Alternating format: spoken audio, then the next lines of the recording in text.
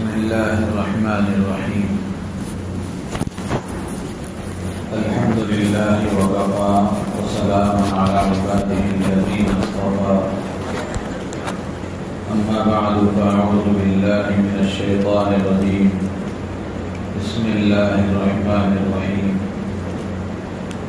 ويوم يحشر أعداء الله إلى النار فهم يوزعون حتى إذا ما جاءوها شهد عليهم سمعهم وأبصارهم وجلودهم بما كانوا يعملون.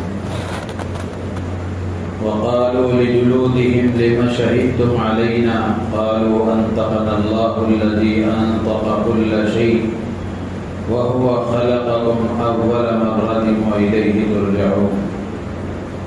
صدق الله العظيم. محترم حضرات، آج تراویح میں 25ویں پارے کی تلاوت کی گئی. الحمدللہ اللہ کے فضل و کرم سے آج 25 پارے مکمل ہو چکے. اللہ تعالیٰ اپنی بارگاہ میں اس کو قبول فرمائے. پڑھنے اور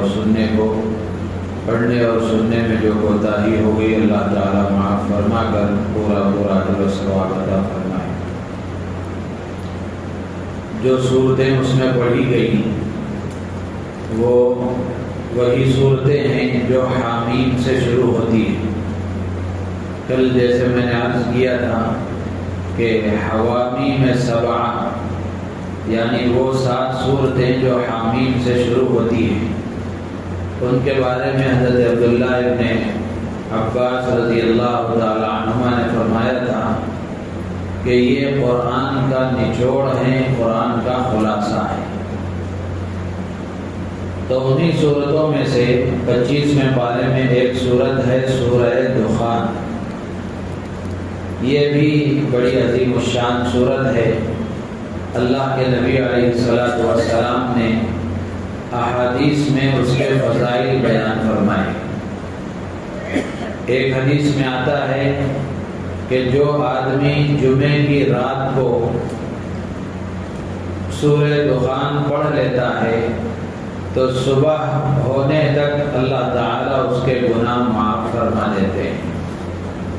یعنی رات میں آدمی تلاوت کرتا ہے، صبح ہوتی ہے تو اس حال میں ہوتی ہے کہ اس کے گناہ معاف ہو چکے ہوتے ہیں. تو جمعے کی رات میں تلاوت کرنے کی صورت ہے سورہ دخان.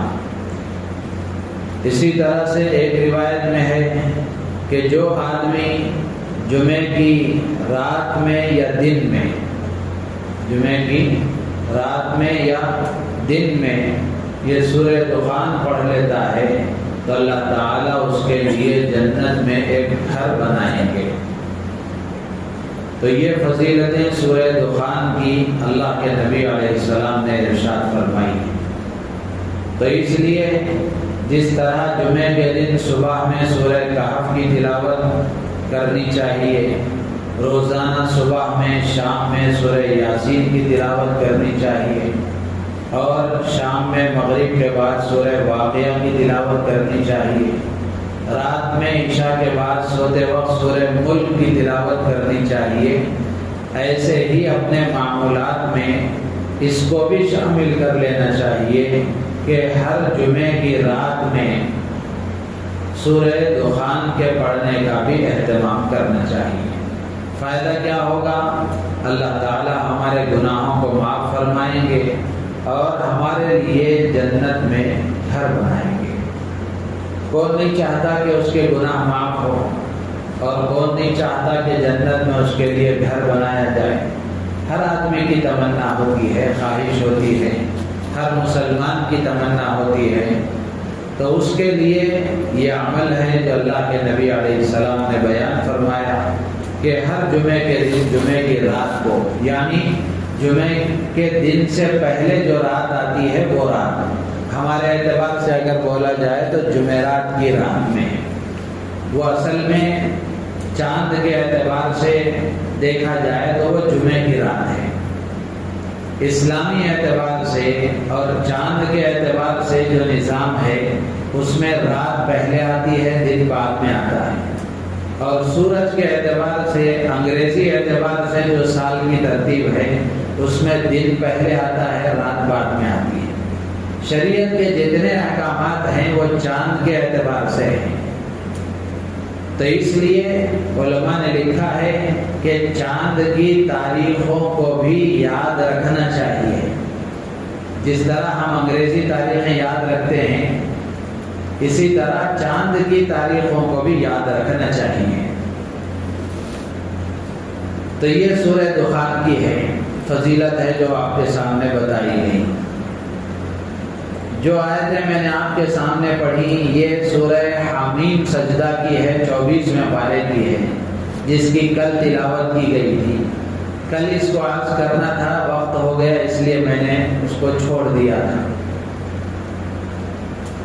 تو اس میں اللہ تعالیٰ نے آخرت کا منظر کھینچا ہے، آخرت کا منظر اللہ نے اس میں بیان فرمایا ہے۔ پہلے میں اس کا ترجمہ کرتا ہوں، آپ اس کو سن لیں، پھر اس کے بعد مختصر اس کی وضاحت کی جائے گی۔ اللہ تعالیٰ فرماتے ہیں وَيَوْمَ يُحْشَرُ أَعْدَاءُ اللَّهِ إِلَى النَّارِ، جس دن اللہ کے دشمن جہنم پر جمع کیے جائیں گے تو فَهُمْ يُوزَعُونَ، تو وہ روک لیے جائیں گے، حَتَّى إِذَا مَا جَاءُوهَا، یہاں تک کہ جب وہ جہنم کے پاس آ جائیں گے تو شہید علیہم سمعہم وابصارہم وجلودہم بما کانوا یعملون، ان کے کان، ان کی آنکھیں، ان کی کھال، ان کے اعمال کی ان کے خلاف گواہی دیں گی۔ تو آدمی کہے گا اپنی کھال سے، اپنے چمڑے سے، لما شہدتم علینا، تم نے ہمارے خلاف کیوں گواہی دے دی؟ تو قالوا انطقنا اللہ الذی انطق كل شیء وهو خلقکم اول مرۃ والیہ ترجعون، تو وہ کھال گواہی جواب دیں گی کہ ہمیں بولنے کی طاقت اس اللہ نے دی ہے جس نے ہر چیز کو بولنے کی طاقت دی ہے، اسی نے پہلی مرتبہ تم کو پیدا کیا اور اسی کی طرف تم کو لوٹ کر جانا ہے۔ وَمَا كُنْتُمْ تَسْتَتِرُونَ أَنْ يَشْهَدَ عَلَيْكُمْ سَمْعُكُمْ وَلَا أَبْصَارُكُمْ وَلَا جُلُودُكُمْ، اور تم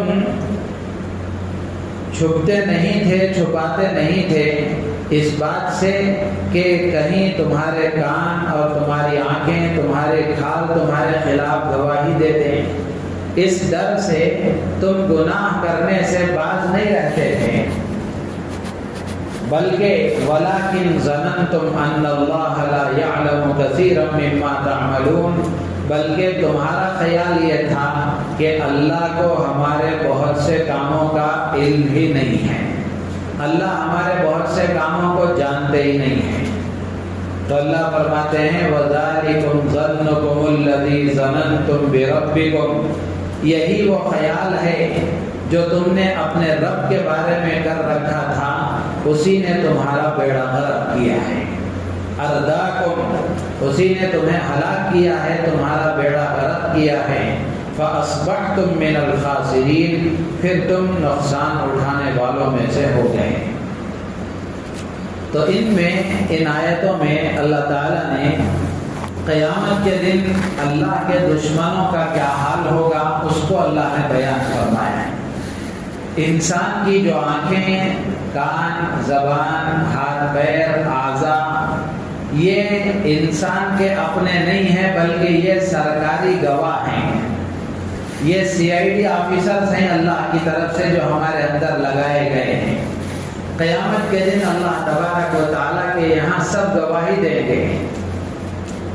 حدیث میں آتا ہے، ایک صحابی غالباً حضرت انس رضی اللہ تعالیٰ عنہ وہ کہتے ہیں کہ ایک مرتبہ ہم رسول اللہ صلی اللہ علیہ وسلم کی خدمت میں حاضر تھے،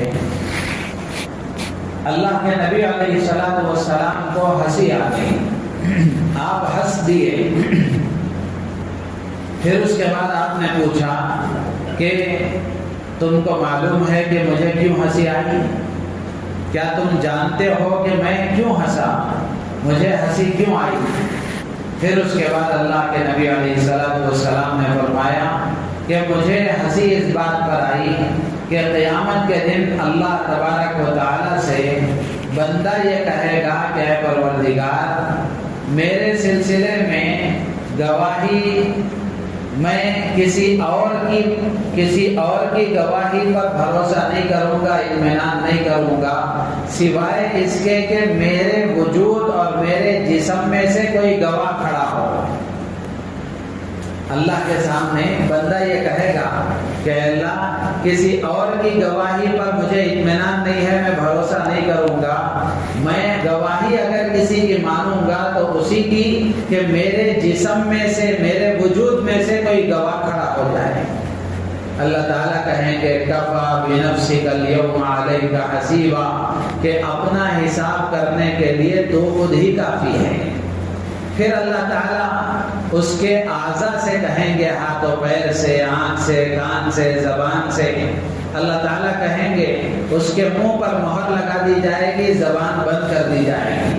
زبان بند کرنے کے بعد اللہ تعالیٰ اعضاء و جوارح سے کہیں گے کہ تم اس کے اعمال بتلاؤ، اس کے اعمال بتلاؤ کہ اس نے کیا کیا حرکتیں کی ہے، کیا کیا کام کیے ہیں۔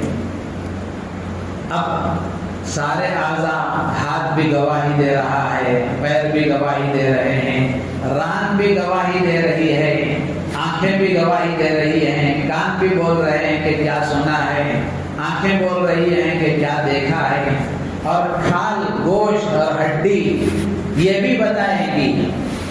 تو جب یہ آدمی کی کھال اور آدمی کے اعضاء و جوارح جب گواہی دیں گے، صحیح گواہی سامنے آ جائے گی، تو پھر اس کے بعد اس کی زبان کھولی جائے گی، اس کے منہ پر جو مہر لگی ہوئی تھی وہ مہر ہٹائی جائے گی۔ تو جب جیسے ہی زبان کھولی جائے گی، بولنے کی طاقت دی جائے گی، تو وہ اپنے اعضاء پر غصہ ہو کر کہے گا، کم وقتو، تمہارے اطمینان کے لیے ہی تو سارا کچھ کیا تھا، تم نے میرے ہی خلاف گواہی دے دی، تم نے میرے ہی خلاف گواہی دے دی۔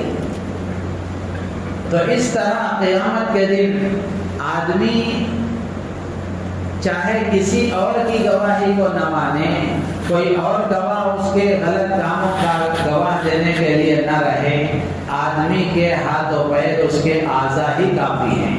یہ سب اللہ کی طرف سے سرکاری ہمارے جسم میں لگے ہوئے گواہ ہیں، CID ہیں۔ تو اس لیے آدمی اللہ سے چھپ کر کوئی گناہ نہیں کر سکتا، مخلوق سے تو چھپا سکتا ہے، لیکن ہاتھ و پیر سے کہاں چھپائے گا؟ یہ ہڈیاں، یہ گوشت، یہ ران، یہ ہاتھ، یہ پیر، یہ جسم کے اعضاء سے کہاں چھپا سکے گا؟ اسی لیے حدیث میں آتا ہے، اللہ کے نبی صلی اللہ علیہ وسلم ارشاد فرماتے ہیں کہ قیامت کے دن آدمی کے منہ پر مہر لگا دی جائے گی، اور پھر اس کی ران سے کہا جائے گا کہ بتا، اس نے اس کے اعمال کے بارے میں گواہی دے اور اس کے اعمال کو بیان کر۔ تو اس کی ران گواہی دے گی، اس کا گوشت گواہی دے گا، اس کی ہڈیاں بتائیں گی کہ اس نے کیا کیا ہے۔ آپ سوچ کر کے دیکھیں کہ جتنے کام غلط ہم سے ہو رہے ہیں، لوگوں سے چھپا کر، ماں باپ سے چھپا کر، لوگوں کی نظروں سے ہٹ کر، تنہائی میں جو گناہ ہم سے ہو رہے ہیں، کیا یہ گناہ اللہ کی نظروں سے غائب ہیں؟ اللہ کی نظروں سے غائب نہیں ہیں، بلکہ اللہ کی نظروں کے سامنے تو سب کچھ ہے ہی۔ آدمی کے خلاف گواہی دینے کے لیے جن ہاتھوں سے، جن کانوں سے، جن آنکھوں سے وہ گناہ کر رہا ہے، وہ خود بھی گواہ بن کر تیار ہیں قیامت کے دن گواہی دینے کے لیے۔ تو اس لیے آدمی کو اگر یہ احساس ہو جائے کہ اللہ مجھے ہر حال میں دیکھ رہے ہیں اور میرے ہاتھ و پیر قیامت کے دن گواہی دیں گے، تو جب یہ احساس اگر پیدا ہو جائے گا تو کوئی نوجوان لڑکا، کوئی نوجوان لڑکی، کوئی مسلمان مرد و عورت آنکھ کا غلط استعمال نہیں کر سکتے، ہاتھ کا غلط استعمال نہیں کر سکتے، زبان کا غلط استعمال نہیں کر سکتے، گناہ نہیں کر سکتے۔ اور اگر گناہ ہو جاتا ہے تو انسانی تقاضے کی وجہ سے اگر گناہ ہو بھی جاتا ہے تو جب تک اللہ سے معافی نہیں مانگ لیتے اس وقت تک چین نہیں آتا۔ تو اس لیے قرآن میں اللہ نے یہ منظر بیان فرمایا ہے کہ قیامت کے دن یہ ساری صورتحال سامنے آئے گی۔ تو اس لیے قرآن اگر ہم پڑھیں گے تو پھر انشاءاللہ ہمارے دل کی دنیا روشن ہوگی، اور قرآن کا نور دل میں آئے گا تو پھر آدمی کے لیے عمل کرنا آسان ہوگا۔ تو اس لیے بار بار میں یہ کہہ رہا ہوں کہ قرآن سمجھ کر پڑھنے کی کوشش کریں، قرآن کی تلاوت بھی کریں اور روزانہ قرآن سمجھ کر پڑھنے کی بھی کوشش کریں۔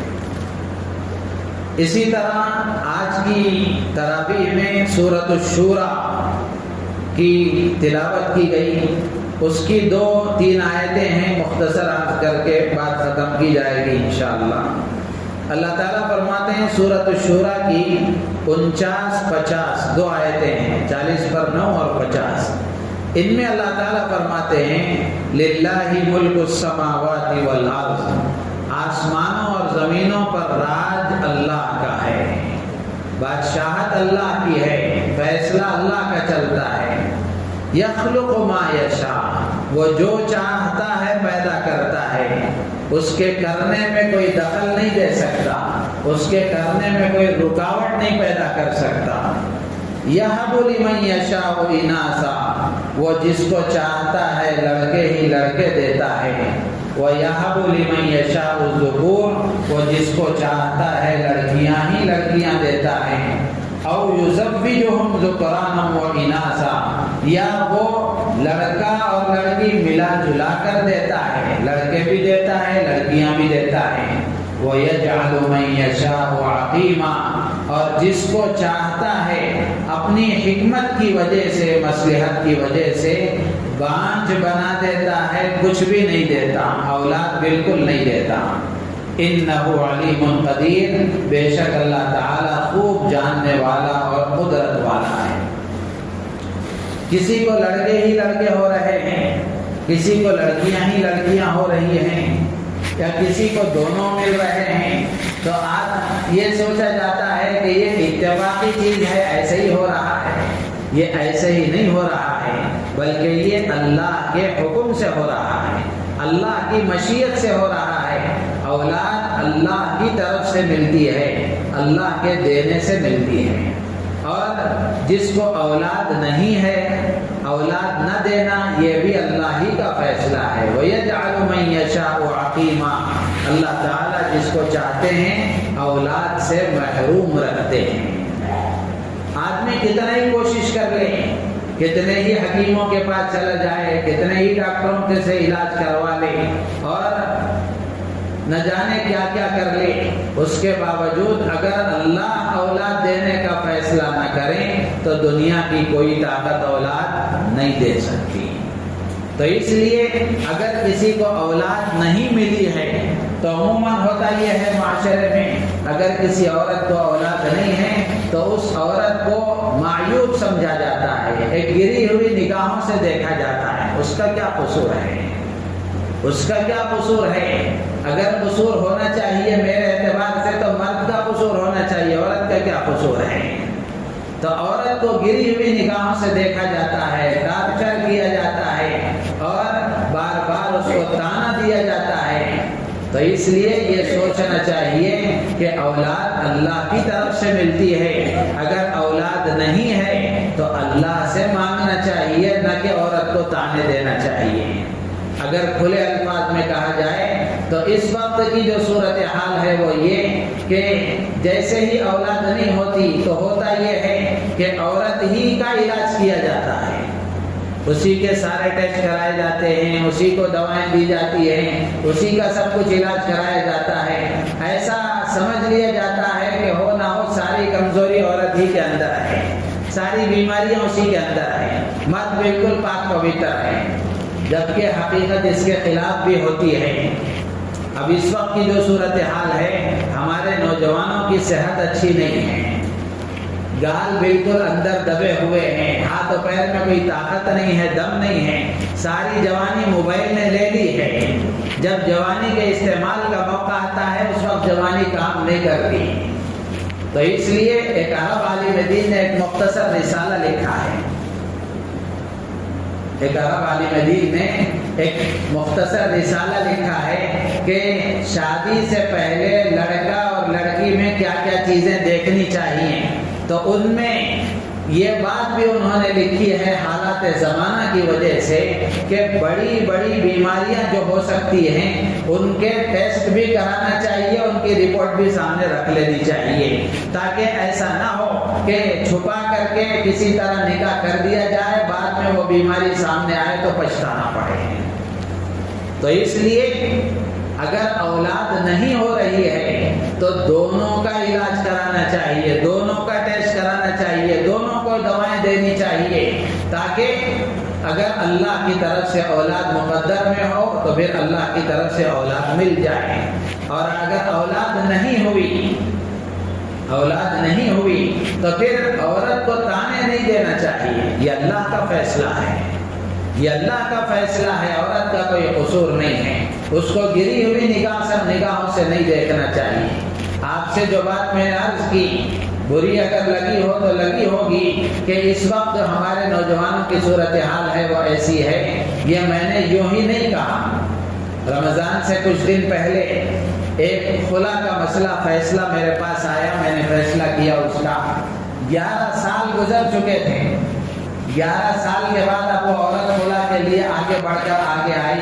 خلا کرنے کے بعد، خلا کا فیصلہ ہونے کے بعد میں نے ان سے کہا کہ آپ کو عدت گزارنی پڑے گی۔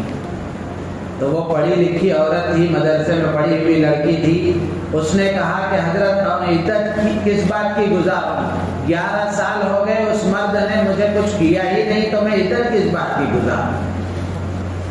اب آپ اندازہ لگائیں، یہ صورتحال ہے۔ اب یہ باتیں وضاحت کے ساتھ جب تک نہیں کی جاتی اس وقت تک سمجھ میں آنے والی نہیں ہیں۔